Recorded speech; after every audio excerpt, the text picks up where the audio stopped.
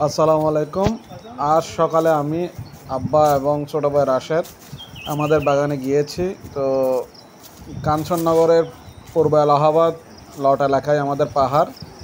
আমাদের পাহাড়ে যেতে হলে আমাদের আমতল বেয়ে আমাদের পাহাড়ে, যেটা মিনিট দুয়ারা বলে, মিনিট দুয়ারে আমাদের পাহাড়টা। তো আমরা খাল খাল বেয়ে আমাদের পাহাড়ে যাব। তো আব্বা আমার পেছনে আছে, ছোটো ভাইয়ের রাশেদ সামনে গুটি গুটি পায়ে এগিয়ে যাচ্ছে আমাদের পাহাড়ের দিকে। তো বিশেষ করে আমাদের চন্দনেশ উপজেলার মোহাম্মদপুর গ্রাম, কাঞ্চননগর গ্রাম, নগরপাড়ার গ্রামের প্রত্যেকটা পরিবারের একমাত্র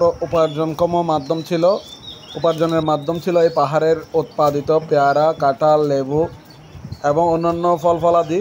এই ফলফলাদি বিক্রি করেই তারা তাদের জীবিকা নির্বাহ করত, ছেলে সন্তানদের পড়াশোনা করাতো। এবং আমাদের ক্ষেত্রেও ব্যতিক্রম নয়। আব্বা আমাদের পাহাড়ের উৎপাদিত পেয়ারা, কাঁঠাল, লেবু বিক্রি করে আমাদেরকে পড়াশোনা করিয়েছেন। আলহামদুলিল্লাহ, আমরা দুই ভাই দুটা ইসলামী ব্যাংকের কর্মরত আছি। তো পাহাড়ে উপার্জিত অর্থ থেকে আমরা পড়াশোনা করেছি। সকালবেলা পাহাড়ে গিয়েছি অনেক সময়, পাহাড় থেকে পেয়ারা এনে বিক্রি করে আবার কলেজে গিয়েছি। এভাবে আমাদের দিন গিয়েছে একটা সময়। এভাবে আমাদের পাহাড় বনাঞ্চল এবং পাহাড়ের যে স্থলভূমি রয়েছে, সেই স্থলভূমিতে যাদের বাগানীরা রয়েছেন তারা চাষাবাদ করতো। এবং এটা আমাদের পাহাড় পেয়ারা গাছ। ওপরাল একটা অপূর্ব সৃষ্টি যে আমাদের এখানে নিজেদের থেকে কোনো সার, বীজ, পানি দিতে হয় না। ওপর আল্লাহর যে বৃষ্টি প্রবাহিত হয়, বৃষ্টি জলে, সেই বৃষ্টির পানিতে এখানে পাহাড়ে ঢালো জমি এবং উঁচু ভূমিতে পেয়ারা আরও অন্যান্য ফল ফলাদি উৎপাদিত হয়। আমরা আসছে আমাদের কাঁঠালের গাছ থেকে কাঁঠাল নামাবো। তো আব্বা কাঁঠালের গাছে উঠছে, দড়ি বেয়ে উঠে এবং দড়ির মাধ্যমে উপর থেকে কাঁঠাল নামাবে। আমি আছি, আমার সাথে ছোটো ভাই আছে। আমরা আমাদের কাঁঠাল গাছের নিচে দাঁড়িয়ে আছি এবং আমরা যখন আব্বা কাঁঠাল নিচে নামাবে, আমরা ধরে আমাদের এই নির্দিষ্ট জায়গায় এই জায়গায় আমরা কাঁঠালটা রাখবো। এবং আমাদের লেবু গাছ দেখেন কত সুন্দর। এই লেবু গাছগুলোতে কোনো সার দেওয়া হয় নাই, কোনো পানি দেওয়া হয় নাই এবং স্বাভাবিকভাবে বড় হয়েছে এবং স্বাভাবিকভাবে অনেক লেবু উৎপাদন হয় এবং আমাদের জীবিকার মাধ্যম ছিল একটা সময়। এবং এটা আমাদের পাহাড়ি অঞ্চল।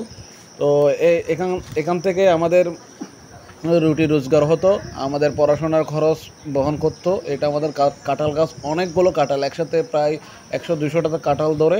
তো আজকে আমরা প্রায় 30টা কাঁঠাল নামিয়েছি। আলহামদুলিল্লাহ, অনেক ভালো দামে বিক্রি করেছি কাঁঠালগুলো। আমাদের এই চট্টগ্রামের দক্ষিণাঞ্চলে বেশিরভাগ অঞ্চল পাহাড়ে বেষ্টিত। তো আমাদের গ্রাম থেকে প্রায় 3 কিলোমিটার দূরে পাহাড়ের বনভূমি এবং ফল ফলাদির গাছ থেকে আমাদের জীবিকা নির্বাহ হতো।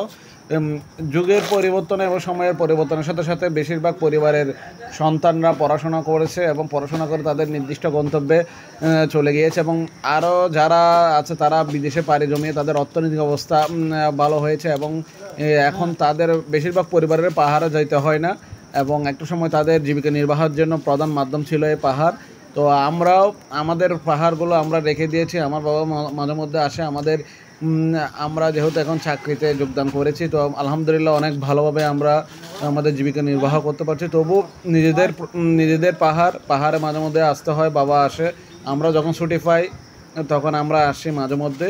তো এভাবে আমরা পাহাড়ের উঁচু গাছ থেকে কাঁঠাল সংগ্রহ করি। ছোটো ভাই কাঁঠাল নিচ্ছে এবং সংগ্রহ করে আমরা বাজারে নিয়ে এসে আমরা বিক্রি করব। ছোটো ভাই এভাবেই এই পাহাড় থেকে কাঁঠাল নামাচ্ছে, আমিও নামিয়েছি, আলহামদুলিল্লাহ।